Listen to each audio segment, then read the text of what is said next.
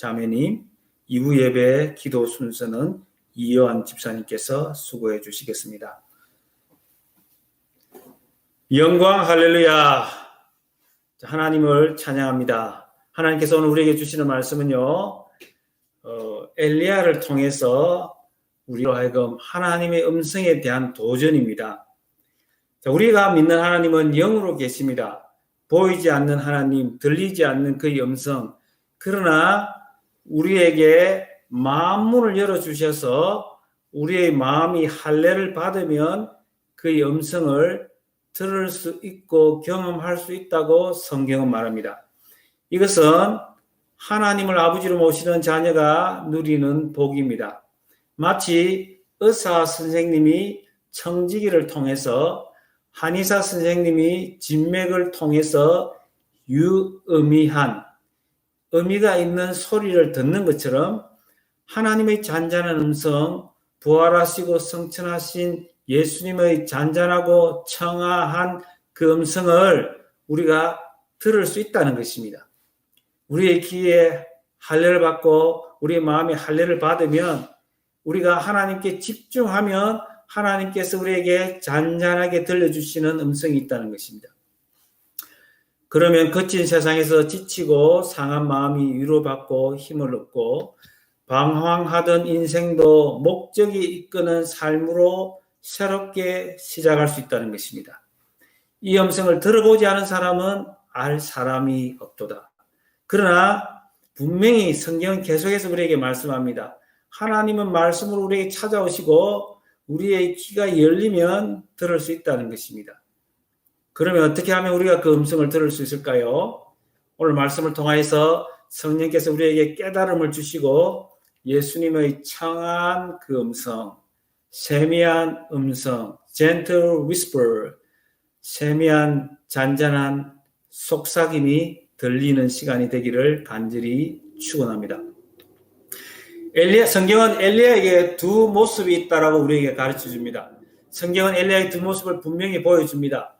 18장 마지막 부분에 보면은 그가 갈멜산에서 불로 응답을 받고 난 다음에 그가 땅에 꿇어 엎드려서 그 얼굴을 무릎 사이에 넣고 온몸으로 기도에 헌신하는 모습을 보여주면서 그가 손바닥만한 구름을 보고서 바로 비가 내리는 것을 경험하는 정말 기도의 응답을 받았던 믿음의 영웅적인 모습을 우리에게 보여줍니다. 마지막에 기도하면서 손바닥만한 구름을 보면서 비를 확신하면서 아합에게 이렇게 말합니다. 마차를 타고 비에 맡기지 않도록 빨리 내려가라고 말합니다. 그는 확신의 사람이었습니다. 사람들이 볼 수 없는 것을 보았고 들리지 않는 것을 들을 수 있는 그런 능력의 사람이었습니다. 그런 믿음의 사람이었습니다. 그는 하나님의 능력으로 허리를 동이고 마차를 타고 가는 그 당시 최고의 차를 타고 가는 아합 왕보다도 더 빨리 달려갔던 영원한 청년 엘리야였습니다. 그런데 이세벨의 위협을 받자 로뎀 나무 밑에 나자빠진 엘리야의 모습을 성경은 또한 우리에게 보여줍니다. 또 다른 모습입니다. 영적 침체에 빠졌고 정신적으로 우울증에 빠졌고 번아웃된 탈진한 모습을 성경은 숨기지 않고 영웅 엘리야의 모습이 바로 이 모습이라고 우리에게 보여줍니다. 여러분, 우리에게는 나름대로 격려가 되는 메시지 아닙니까? 연약한 우리, 하물며 우리는 어떻게 했느냐? 우리도 충분히 그럴 수 있다라는 거예요. 우리도 충분히 나자빠질 수 있다라고 성경은 우리에게 가르쳐줍니다. 예수 믿는 우리도 얼마든지 우울증에 걸릴 수 있고 우리도 탈진할 수 있고 우리도 영적인 침체에 빠질 수 있다는 것을 말씀해 주는 것입니다. 언젠가 선배 목사님께서 오랜 이민생활을 하시고 오랜 목회를 하시면서 제게 하신 말씀이 하나 있습니다. 이민생활에서 남는 것은 인간적으로 보면 골병뿐이다. 그런 말을 했습니다. 정말 이민생활이 쉽지가 않습니다. 물이 다르고 언어가 다르고 문화가 다른 곳에서 우리를 표현하면서 살아간다는 것은 아주 무척 어려운 일입니다. 로뎀 나무 아래에서 나자빠진 엘리야에게 하나님은 하나님의 사람을 보냅니다. 천사를 보내서 구운 떡과 물을 제공하면서 그에게 힘을 줍니다.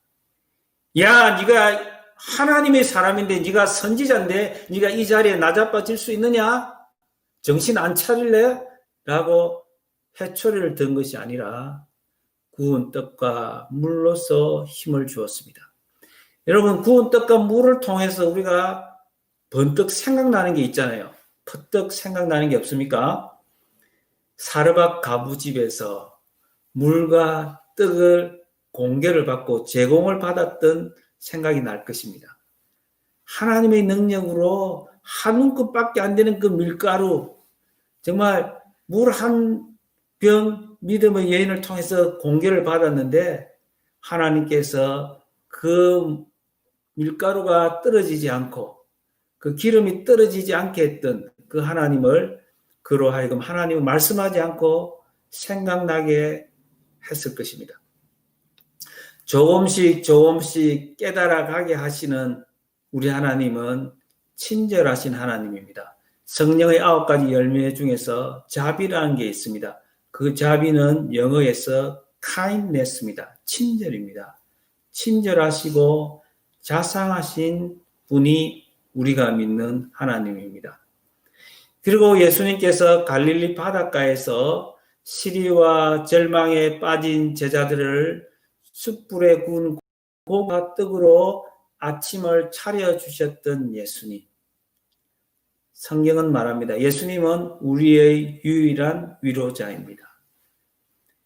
예수님은 오늘도 성령을 통하여서 우리를 위로하시는 보혜사 하나님입니다. 성령은 또 다른 보혜사입니다. 위로자입니다. 하나님 안에, 예수님 안에 위로가 있습니다.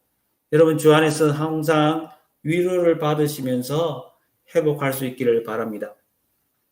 엘리야는 이제 힘을 얻어서 호렙산으로 걸어갑니다. 호렙산은 어떤 이미지가 있습니까? 하나님의 임재를 상징하는 단어입니다. 시내산은 봉우리고 호렙은 산맥이라고 생각합니다. 그러나 보통 일반적으로는 거의 동요처럼 사용됩니다. 이스라엘의 영웅 모세를 떠올리게 하는 산입니다. 거기서 하나님을 만났던 곳입니다. 떨기나무에서 만나 주셨고 출애굽 후에는 40주 40야를 머물며 하나님은 모세에게 율법을 주셨던 곳입니다. 성막의 설계도를 주셨던 곳이 바로 이 호렙산입니다. 엘리야는 그곳으로 갑니다. 무엇을 우리에게 지금 말씀하고자 합니까? 우리가 위기에 처했을 때에, 절망의 나락에 떨어졌을 때에 우리를 일으키시고 우리를 완전히 회복하며 우리를 새롭게 목적이 이끄는 삶으로 우리가 나아가게 하는 것은 하나님의 임재를 온전히 경험한 것임을 성경은 우리에게 가르쳐주고 인도하고자 하는 것입니다. 하나님은 그 호렙산에 도착한 그 엘리야가 여전히 동굴 속으로 숨자 하나님은 말씀으로 찾아갑니다. 엘리야야, 네가 어디 있느냐? 네가 어디 있느냐? 네가 어찌하여 여기 있느냐? 이 질문은 바로 정체성, 아이덴티티를 묻는 질문입니다. 내가 너를 이 땅에 보낸 이유를 너는 잊지 않고 있느냐? 예수님의 삶은 언제나 자기 정체성으로 충만했습니다. 아버지가 나를 보내셨고 나는 보냄을 받았다. 나를 보낸 것은 많은 생명을 얻기 위함이라. 나는 이 땅에 많은 사람을 살리기 위하여 죽으러 왔다. 그 목적을 위해서 하나님이 보냈고 나는 보냄을 받은 자다. 영생은 유일하신 참 하나님과 그의 보내신 아들을 믿는 것이 바로 아는 것이 영생이라고 요한은 말합니다. 하나님은 질문하시는 하나님입니다. 네가 지금 무엇을 하고 있느냐? 아담아, 네가 지금 어디 있느냐라고 말씀합니다. 하나님 지금 우리에게 물으십니다. 내가 너를 이곳에 보낸 목적을 알고 사느냐? 특별히 뉴잉글랜드 땅에 보낸 이유를 알고 있니? 이 땅이 하나님이 줄로 친히 재어준 구역, 줄로 재어준 구역이라는 것을 너는 아느냐? 세상적으로 보면은 불합리하고 부당한 부분이 있지만 내가 어찌하여 이곳에 왔을까라는 생각도 한순간 들 수도 있지만 하나님이 줄로 재어준 구역이란 사실을 우리는 기억해야 합니다. 부모도 자녀도 가정도 우리가 선택한 것이 없습니다. 하나님이 줄로 재어준 구역입니다. 주의 뜻 안에 있음을 알고 우리가 선교적 삶을 살고 있느냐라고 우리에게 물으시는 것입니다. 네가 지금 미셔널 라이프, 미션, 미토 보내다는 말에서 왔습니다. 네가 지금 보냄을 받았다는 사실을 아느냐? 보낸 자를 알고 네가 보냄을 받았다는 사실을 아느냐? 예수님께서 부활하시고 말씀합니다. 아버지가 나를 보낸 것 같이 나도 너희를 보내노라. 아직 엘리야는 그 의미를 정확하게 모릅니다. 말이 많아집니다. 변명하는 엘리야입니다. 성경을 두 군데서 이렇게 말합니다. 오직 나만 남았거늘 오직 나만 남았거늘 나 혼자밖에 안 남았는데 하나님 이게 말이 됩니까? 여러분 우리가 위기에 처했을 때에 아직도 완전히 회복되지 않은 그 모습이 무엇입니까? 변명하는 모습입니다. Making excuses. excuse를 남발하게 됩니다. 엘리야도 역시 마찬가지입니다. 오직 나만 남았거늘 오직 나만 남았거늘. 하나님은 이런 변명을 치유하고 우리의 생각이 무너지게 하고 하나님의 뜻이 서고 병든 마음과 상한 영혼을 고치는 유일한 방법은 바로 하나님의 임재를 경험하는 것이라는 것을 우리에게 분명히 합니다. 하나님의 임재는 하나님의 얼굴이요 하나님의 영광이요 하나님입니다. 하나님을 또 다시 경험하는 것이 새롭게 경험하는 것이 최고의 은혜인 것을 여러분 믿으시길 바랍니다. 하나님 말씀하십니다. 너는 나가서 여호와 앞에서 산에 서라. 너는 지금 산에 서라. 여호와 앞에서 산에 서라. 하나님이 지나가겠다는 거예요. I'm not going about to pass by. 내가 지나가겠다는 거예요. 너 옆으로 지나가는데 나를 경험하면 네가 일어서리라는 것입니다. 하나님은 오른손과 왼손의 하나님입니다. 그것이 무엇입니까? 먼저 오른손의 하나님은 강력하게 초자연적인 역사를 통해서 하나님을 보여주시는 하나님입니다.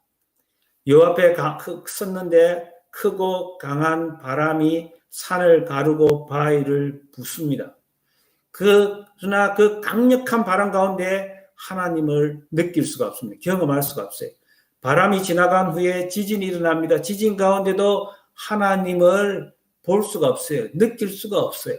바람 후에는 지진이 일어나는데 지진 가운데도 하나님을 찾을 수가 없어요. 지진 후에 불이 일어납니다. 불 가운데도 계시지 않습니다. 들리지 않습니다. 느낄 수가 없어요. 그런데 이었고 세미한 음성, gentle whisper, 속삭임, 잔잔하고 조용한 음성이 들립니다. 그 가운데 하나님이 계십니다. 은은한 목소리로 하나님이 찾아온 것입니다. 그렇습니다. 성경은 우리에게 분명히 말합니다. 평소에 일상의 삶 속에서 하나님을 만나는 것이 중요하다. 갈멜산에서 불로 응답받는 그것도 중요하지만 일상의 삶에서 in daily lives, 너의 작은 삶 속에서 소시민이 살고 있는 그 삶의 자리에서 하나님의 세미한 음성을 듣고 위로받고 인도받는 것이 중요하다는 거예요. 뭔가 기적을 사모하기보다도 하나님께서 오른손으로 강력하게 기적도 행하실 수 있는 분이고 행하시기도 하지만 하나님의 역사는 보편적으로 일반적으로 일상의 삶 속에서 기름같이 이슬같이 역사하시는 하나님이라는 것을 우리에게 말합니다. 왼손으로 섬세하게 자상하게 친절하게 우리를 맨만지시고 오르만지시는 하나님이라는 것입니다. 오늘 우리 교인들 중에 왼손잡이가 크게 은혜를 받으실 줄 믿습니다. 자, 이 농담을 잘 이해하시길 바랍니다. 사도 바울은 어떤 사람이냐? 사도 바울은 사도행전 27장에 보면은 자, 로마로 배를 타고 갑니다. 제수의 몸이 되어서 착고에 갇히고 chained, 자, 갇혀서 묶여서 배를 타고 지금 지중해를 거쳐서 로마로 가고 있습니다. 그런데 갑자기 유라굴로라고 하는 큰 태풍이 풍파가 일어납니다. 열나흘 동안이나 해와 달을 볼 수가 없고 거센 물결에 밀려서 방향 없이 표류해 갑니다. 모든 사람들은 정신을 잃었습니다. 꼭 죽을 줄만 생각했습니다. 공포에 휩싸였습니다. 그러나 이와 같은 때에 오직 사도 바울만은 그런 환경 가운데서 하나님의 세미한 음성을 들었습니다. 바울아, 두려워 말라. 네가 반드시 가이사 앞에 설 것이요. 이 배에 있는 사람들 276명은 내 손에 붙일 것이니라. 오직 사도 바울이 혼자 정신을 차리고 모든 사람을 격려하면서 우리가 한 사람도 생명을 잃을 사람이 없으니 두려워하지 말고 정신을 차리고 음식을 먹으라고 권합니다. 여러분, 그렇습니다. 역사를 이끌고 가고 절망 중에도 일어서서 가는 사람은 어떤 사람이냐? 그런 파고 속에서, 그런 풍랑 속에서 역사의 해오락이 부는 그런 그런 풍랑 가운데 있는 그런 상황 속에서도 하나님의 조용한 음성, small voice 듣는 사람이 바로 역사의 주인이신 하나님과 함께 가는 것입니다. 인간의 힘을 믿지 말고 감정에 휩쓸리지 말고 조용한 가운데 큰일을 하시는 하나님의 음성을 우리는 들어야 합니다. 우리의 하나님은 어떤 하나님입니까? 우리의 예수님. 이사야서 42장 1절 2절을 제가 읽습니다. 내가 붙드는 나의 종, 내 마음에 기뻐하는 자, 곧 내가 택한 사람을 보라. 내가 나의 영을 그에게 주었은즉 그가 이방에 정의를 베풀리라. 2절입니다. 그는 외치지 아니하며 목소리를 높이지 아니하며 그 소리를 거리에 들리게 하지 아니하며. 우리 예수님 어떤 분입니까? 외치지 않고 목소리를 높이지 않고 그 소리를 거리에 들리게 하지 않으면서 잔잔하게 낮은 자의 하나님이 되어주셔서 겸손한 자만 들을 수 있는 그런 목소리로 역사를 진행해 가시는, 움직여 가시는 하나님입니다. 이사야서 53장 7절에 보면 그가 곤욕을 당하여 괴로울 때도 그의 입을 열지 아니하였으며 마치 도수장으로 끌려가는 어린 양과 털 깎는 자 앞에서 잠잠한 양같이 그의 입을 열지 아니하였도다. 우리 주님은 크게 떠드시는 분이 아닙니다. 잔잔하게 예수님 발 앞에 엎드린 자에게, 십자가 앞에 엎드린 자에게 들리게 하시는 그 하나님이 바로 우리의 하나님입니다. 여러분, 우리가 잘 알잖아요. 기독교 역사에 있어서 최고의 신학자요, 최고의 성인은 사도 바울 이래 최고의 영적인 거장, 믿음의 거장은 바로 성 어거스틴이라고 우리가 말하는데 아무도 이 일을 다루는 사람이 없습니다. 자, 종교개혁을 했던 루터나 켈빈도 그의 사상 모두가 어거스틴의 사상에서 나왔다는 것도 우리는 잘 알고 있습니다. 그러나 그는 방탕한 생활을 했습니다. 그러나 그의 어머니 모니카는 그를 위해서 날마다 눈물로 기도하며 그의 눈물을 하나님의 병에 담게 했던 그 어머니였습니다. 성 어거스틴이 30살이 되어서 밀라노로 이주했고 그는 수사학, 레토릭에 관심이 있어서 암브로우스의 설교를 듣게 됩니다. 설교를 들어서 은혜를 받으려고 한 것이 아니라 암브로우스의 설교가 너무도 논리적으로 탄탄했기 때문에 수사학을 공부하기 위해서 암브로우스의 설교를 듣게 됩니다. 그의 동기는 세상적인 동기였습니다. 그러나 하나님은 그의 세상적 동기를 거룩한 목적을 위해서 아름답게 사용해 주셨습니다. 말씀을 통해 그의 영혼이 치료받기 시작했습니다. 얼마 후 그는 밀란의 한 정원에서 극적인 회심을 경험하게 됩니다. 그의 말입니다. 어거스틴의 말입니다. 나는 여전히 죄의 노예라고 생각했기 때문에 비참한 가운데 계속 부르짖었다. 왜 나의 추한 죄들을 끝나게 하지 않으십니까? 나는 이렇게 스스로 질문했고 마음속에 가장 쓰라린 슬픔을 품고 줄곧 울고 있었다. 그때 갑자기 가까운 집에서 나는 어린아이의 노래소리가 들렸다. 들고 읽어라. 들고 읽어라. 나는 홍수처럼 흐르는 눈물을 억제하며 서 있었고 이것이 성경을 펼쳐 나의 눈길이 닿는 첫 구절을 읽으라는 하나님의 명령이라고 스스로에게 말하게 되었습니다.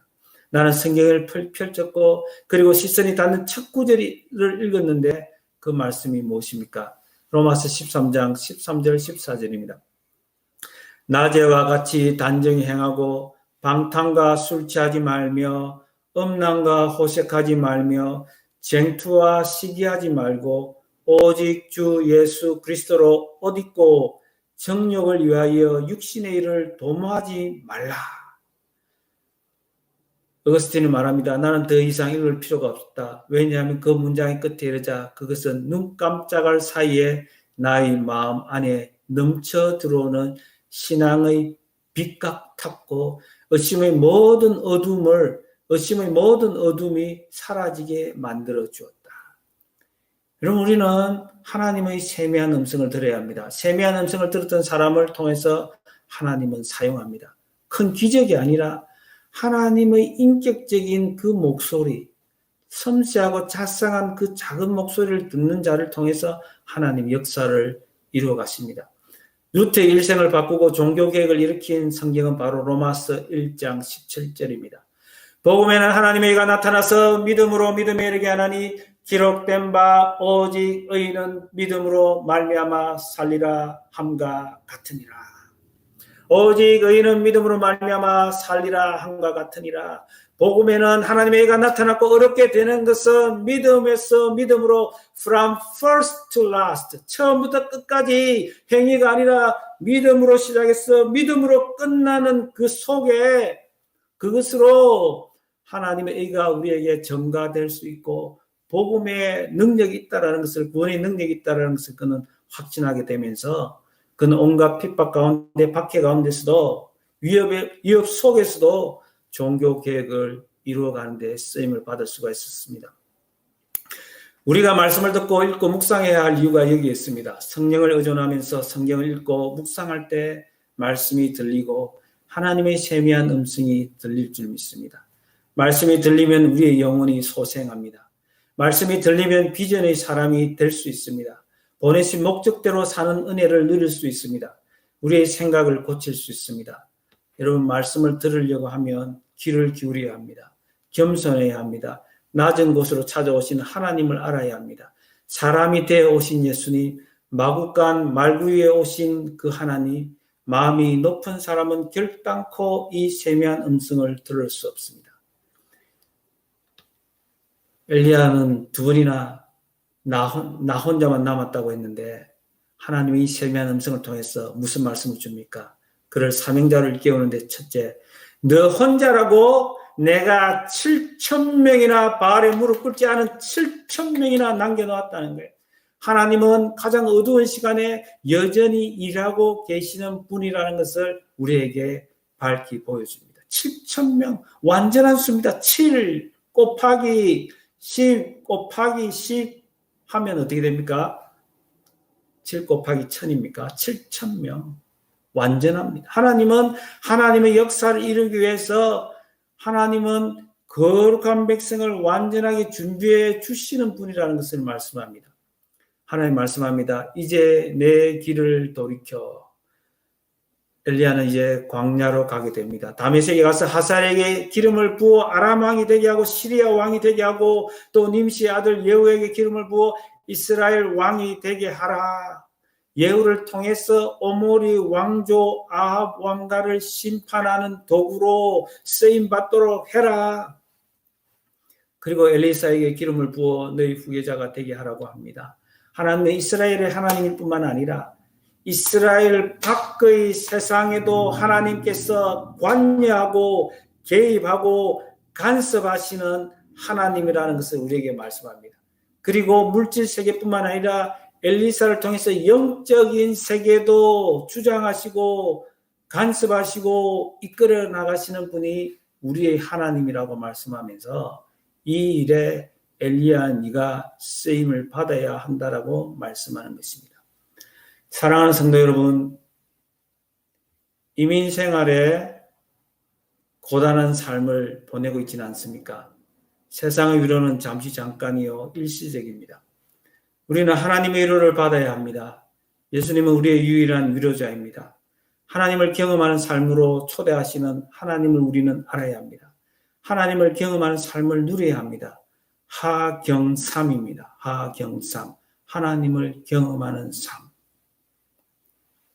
하나님을 경험하는 삶, 하나님을 경험하는 삶을 통하여 우리는 어떤 상황에서도 영원히 춤추게 할 수 있다는 것입니다. 환난 가운데서도 즐거워하는 그 은혜를 누릴 수 있다는 것입니다. 예수님은 골방에서 우리를 만나기를 원합니다. 우리의 지친 영혼을 소생시켜 주시기를 원합니다. 쓰러진 우리를 일으켜 세워주시기를 원하고 우리에게 주신 사명을 새롭게 하시기를 원합니다. 예수님은 은밀하게 골방에서 우리를 만나기를 원합니다. 섬세하게 살갑게 우리를 친절한 팔로 안아주시면서 위로해 주시기를 원합니다. 많고 많은 사람이 있지만 예수님은 성령을 통해서 우리 한 사람 한 사람을 은밀하게 개인적으로 인격적으로 사랑하기를 원하십니다. 우리에게 데이트를 신청하는 것입니다. 골방으로 오라는 것입니다. 우리 아가페 성도 모두가 아침에 눈을 뜨면 이제 셀폰이 아니라 성경을 들고 골방으로 갑시다. 말씀을 묵상하며 기도하며 찬양합시다. 간절히 우리를 찾으시고 기다리시는 그 하나님. 간절히 찾는 자를 환난 가운데 찾는 자를 반드시 만나 주시고 우리를 통해서 영광을 받아 주시겠다고 말씀합니다. 우리를 위로하시며 꿈을 주실 것입니다. 삶의 목적을 가르쳐 주시며 하나님의 사람이 되게 하실 것입니다. 사랑하는 성도 여러분, 아가페 교회는 은밀한 중에 모든 것을 보시고 들으시며 우리와 교제하며 그의 역사를 써내려 가시는 하나님의 동력자가 다 되기를 주님의 이름으로 축원합니다. 아멘. 하나님 아버지 안에 감사를 드립니다. 우리가 무엇이간데 하나님 우리를 사랑하시되 하나님의 동력자로 그리스도의 직분에 동참케 하십니까? 하나님 아버지 우리의 마음과 우리의 귀에 할례를 베풀어 주옵소서. 우리의 전인격에 세례를 베풀어 주시되 우리가 예수 그리스도 함께 연합하여 십자가에서 죽은 것을 알게 하시고 예수 그리스도의 부활과 함께 우리가 다시 살아난 새 사람인 것을 알게 하사 하나님 이제는 우리가 우리의 육신의 소욕대로 살지 않고 성령의 소욕대로 성령이 이끄시는 대로 살도록 하나님 말씀의 사람이 되게 하여 주시옵소서. 이제 하나님 말씀을 묵상하게 하시되 성령의 음성을 들려주시고 예수님이 친절히 우리를 안아주시는 것을 경험하며 꿈의 사람, 비전의 사람이 되게 하여 주옵소서. 예수님 이름으로 기도드리옵나이다. 아멘. 아멘. 자, 이 시간은 우리가